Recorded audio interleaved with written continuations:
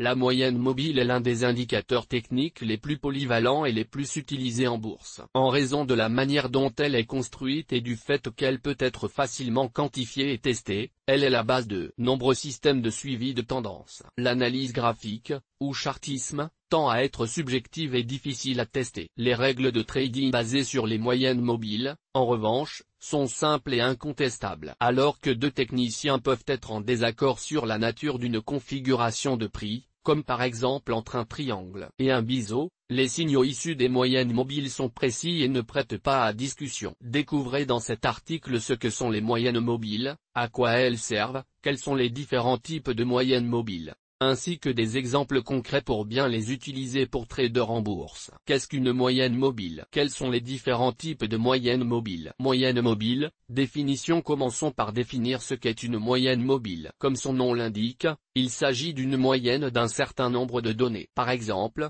si l'on souhaite obtenir une moyenne des cours de clôture sur 10 jours, on additionne les cours des 10 derniers jours, et on divise le total par 10. Le terme mobile est employé dans la mesure où seuls les prix des 10 derniers jours sont utilisés dans le calcul. Par conséquent, l'ensemble des données dont on veut faire la moyenne, les 10 derniers cours de clôture, avance de jour en jour. Moyenne mobile, quels objectifs? Les moyennes mobiles sont essentiellement un outil de suivi de tendance. Leur but est d'identifier ou de signaler qu'une nouvelle tendance a commencé ou qu'une précédente tendance s'est terminée, phase de range, ou s'est retournée. Son but est de suivre l'évolution de la tendance. Une moyenne mobile peut être considérée comme une ligne de tendance curviligne. En revanche, elle ne permet pas de prédire le comportement du marché comme tente de le faire le chartisme. Les moyennes mobiles permettent de suivre une tendance, et non de la prédire. Elles n'anticipent jamais, elles ne font que réagir. Elles permettent donc de nous indiquer des changements de tendance après coup. La représentation graphique de la moyenne mobile est en retard sur l'action du marché. Une moyenne mobile courte, telle qu'une moyenne de 20 jours, est par définition plus proche des cours qu'une moyenne de 200 jours. Le décalage est réduit avec les moyennes plus courtes, mais ne peut jamais être complètement éliminé. Les moyennes à court terme sont plus sensibles à l'action du cours, alors que les moyennes à long terme le sont moins. Dans certains types de marchés, il est donc plus avantageux d'utiliser une moyenne plus courtée, dans d'autres cas, une moyenne plus longue, qui sera moins sensible en conséquence. Moyenne mobile simple. La moyenne mobile simple, ou moyenne arithmétique, est la plus utilisée sur les marchés. Mais certains remettent en cause son utilité sur deux points. Le premier point est que seule la période couverte par la moyenne, les 10 derniers jours, par exemple, est prise en compte. Le second point est que la moyenne mobile simple donne le même poids au cours de chaque jour. Pour une moyenne sur 10 jours, le dernier jour a le même poids que le premier jour. Le cours de chaque jour est pondéré de 10%. Dans une moyenne sur 5 jours, chaque jour aurait une pondération égale à 20%. Certains analystes estiment qu'une pondération plus importante devrait être accordée aux récentes actions des prix. Sur le graphique ci-dessous, le dernier point de la moyenne mobile simple à 6784 points est calculé par rapport aux 10 dernières bougies présentes dans le rectangle. Chaque donnée aura la même pondération. Exemple de moyenne mobile simple CAC 40 août 2021. Représentation graphique du CAC 40.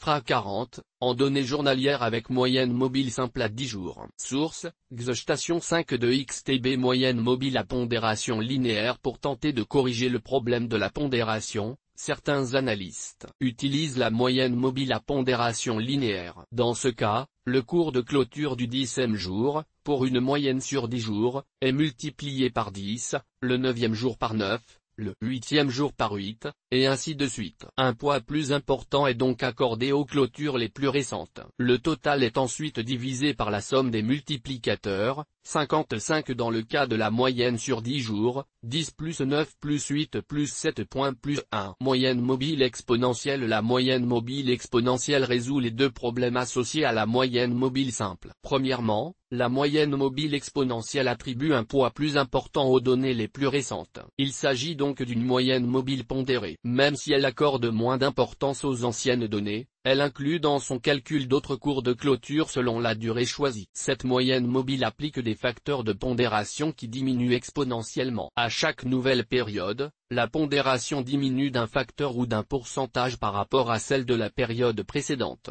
La moyenne mobile exponentielle est donc plus réactive que la moyenne mobile simple, étant donné que chaque valeur est pondérée, mais cette pondération décroît exponentiellement vers le passé. Comment investir et trader avec les moyennes mobiles? Identifier des signaux de tendance avec les moyennes court terme et long terme. La moyenne mobile simple est la plus utilisée par les analystes techniques. Certains traders utilisent une seule moyenne mobile pour générer des signaux de tendance. Lorsque le prix de clôture passe au-dessus de la moyenne mobile, un signal d'achat est généré. Un signal de vente est donné lorsque les prix passent sous la moyenne mobile. Pour une confirmation supplémentaire, certains attendent que la moyenne mobile suive la baisse des prix. En utilisant une moyenne à très court terme, 5 ou 10 jours, la moyenne suit les prix de très près et plusieurs croisements se produisent. L'utilisation d'une moyenne très sensible produit donc plus de signaux, dont de nombreux faux signaux. Si la moyenne est trop sensible, une partie du mouvement aléatoire des prix à court terme, ou bruit, génère de faux signaux de tendance. Bien que la moyenne la plus courte génère plus de faux signaux, elle présente l'avantage de donner des signaux de tendance plus tôt au cours du mouvement. Il va de soi que plus la moyenne est sensible,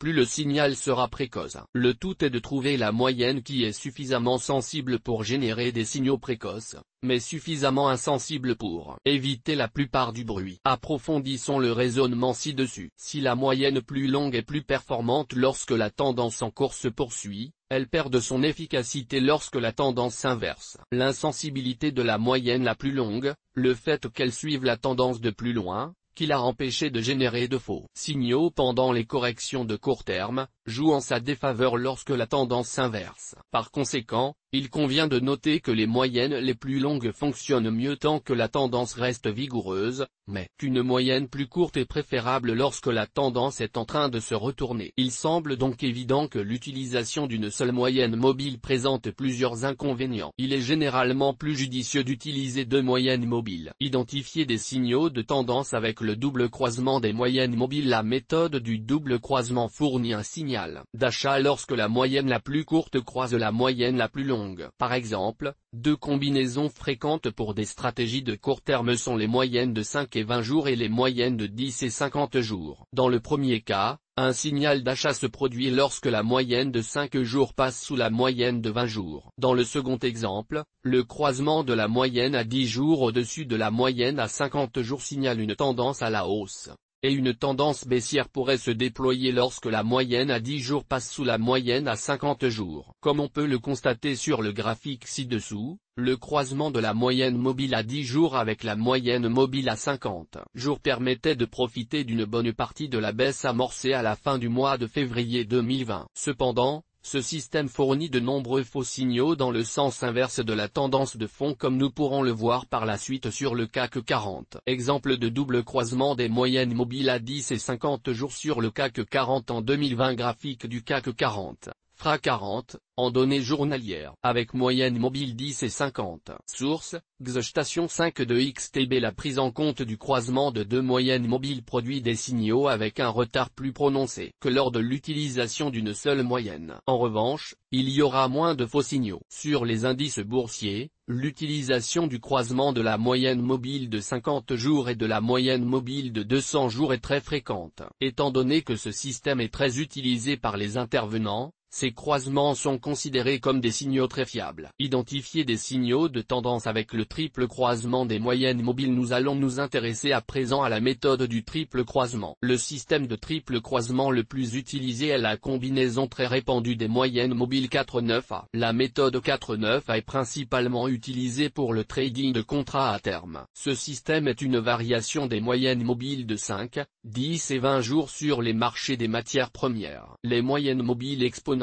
sont utilisées comme système de croisement, à l'aide de trois moyennes mobiles exponentielles différentes, court, moyen et long terme. Exemple de signal de vente avec croisement des moyennes mobiles exponentielles 5, 10 avec celle à 20 périodes sur le maïs. Graphique du maïs, corne, en données hebdomadaires, signal de vente avec croisement des moyennes mobiles exponentielles 5, 10 avec celle à 20 périodes. Source, Station 5 de XTB. Exemple de signal d'achat avec croisement des moyennes mobiles exponentielles 5, 10 avec celle à 20 périodes. Sur le maïs. Graphique du maïs, corne, en données hebdomadaires, signal d'achat avec croisement des moyennes mobiles exponentielles 5 et 10 avec celle à 20 périodes. Source, Station 5 de XTB. Quelles sont les limites des moyennes mobiles? Un choix de période parfois complexe comme nous avons pu le constater, la difficulté que peut rencontrer un trader lors de l'utilisation des moyennes mobiles réside tout d'abord dans le choix des périodes. En effet, chaque instrument réagira plus ou moins bien à différentes moyennes mobiles. Il convient donc d'adapter les paramètres des moyennes mobiles, simples ou exponentielles, et le nombre de périodes, 5,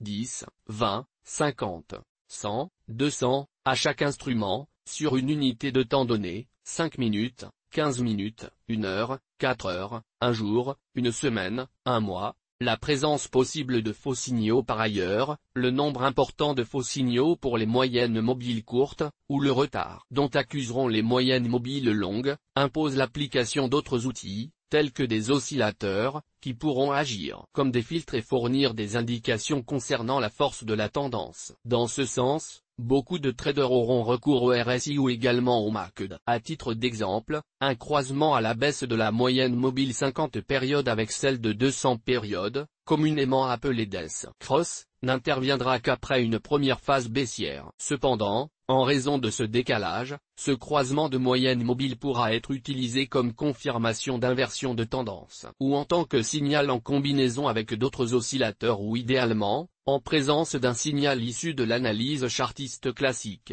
Ci-dessous un exemple d'utilisation des moyennes mobiles sur le Bitcoin, en complément du chartisme. Un premier signal de vente a été donné lors de la cassure par les cours de l'oblique haussière reliant les creux, cercle rouge. Il s'en est suivi un death cross, signal de vente accusant un certain retard. Cependant, seule une cassure du support majeur à 30 000 $ aurait confirmé le signal généré par le croisement des moyennes mobiles. Un signal d'achat a été généré à la cassure de l'oblique baissière reliant les récents sommets. Une cassure du seuil psychologique à 50 000 $ renforcerait les perspectives haussières. De telles perspectives pourraient être confirmées très prochainement si nous assistons à un Golden Cross. Exemple d'une analyse chartiste combinée aux moyennes mobiles 50 et 200 sur le Bitcoin. Graphique du Bitcoin en données journalières. Avec une analyse chartiste combinée aux moyennes mobiles 50 et 200. Source, Station 5 de XTB. Il apparaît assez clair que l'utilisation du croisement d'une moyenne mobile courte avec une moyenne mobile longue accuse d'un retard trop important pour profiter pleinement d'une correction baissière au cours d'une tendance haussière de long terme. En revanche, comme nous le constaterons par la suite,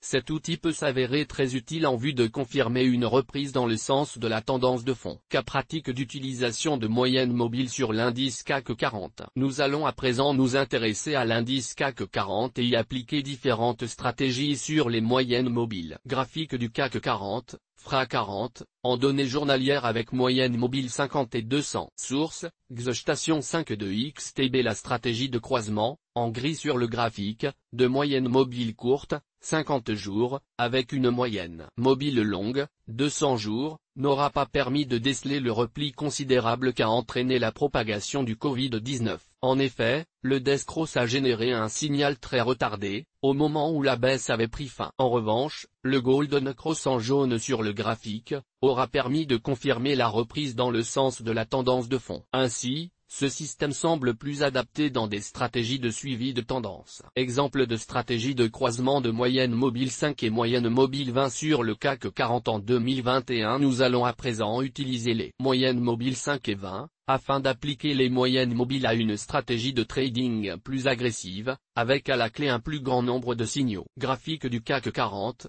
FRA 40, en données journalières avec moyenne mobile 5 et 20. Source, Station 5 XTB. Les moyennes mobiles étant plus courtes, l'effet de retard est beaucoup moins présent. Le premier Golden Cross en jaune sur le graphique, permettait de profiter pleinement d'une hausse de près de 19,5% soutenue par la moyenne mobile à 5 jours agissant en tant que support, rectangle bleu. Le death cross en gris sur le graphique, intervenu par la suite a permis d'anticiper une baisse de plus de 5%. Le dernier death cross aura permis de bénéficier d'une hausse de plus de 6%. Il convient de noter que l'utilisation des moyennes mobiles à 20 et 50 jours fournit également de très bons résultats afin de prédire une reprise dans le sens de la tendance de fond. En revanche, les signaux dans le sens inverse à la tendance de fond seront généralement trop retardés, comme il est possible de le constater sur le graphique ci-dessous d'escross trop tardif. Exemple de stratégie de croisement de moyenne mobile 10 et moyenne mobile 50 sur le CAC 40 en 2021. Graphique du CAC 40, FRA 40, en données journalières avec moyenne mobile 10 et 50. Source,